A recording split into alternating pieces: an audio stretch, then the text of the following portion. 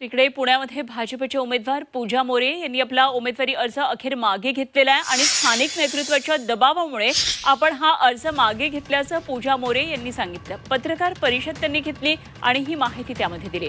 यावेळी त्यांना अश्रू अनावर झाले।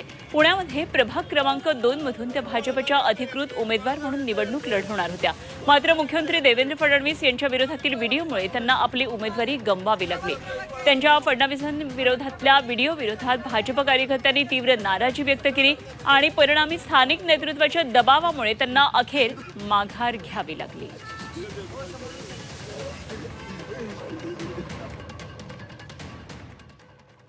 याला जबाबदार फक्त आणि फक्त ट्रोलर्स आहेत, जे एखाद्याच्या आयुष्याचा मागचा संघर्ष बघत नाहीत आणि बसल्या बसल्या इकडची पोस्ट आली तिकडे पोस्ट टाकणे, तिकडे व्हायरल करणे, स्वतःचं कुठेही त्याच्यामध्ये त्यांचं मत नसतं, फक्त आलेला विषय पुढे पाठवणे।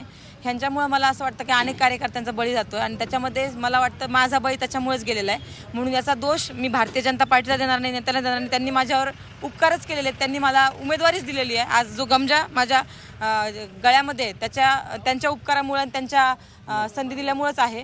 परंतु हे जे ट्रोलर्स आहेत त्यांनी असं वातावरण पेरलं गेलं की बाबा जी महिला भारतीय जनता पार्टीच्या विचाराची नाही आहे तिला जर तुम्ही उमेदवारी देणार असाल तर आम्ही सगळे तुमचे बाकीचे सीट्स त्याच्या ठिकाणी हलवू, असं एक वातावरण निर्माण झालं। आणि मलाच वाटलं की असं होता कामा नये, माझ्या एकटीमुळे बाकी सीटांना धोका निर्माण होता कामा नये, म्हणून मी हा निर्णय घेतला।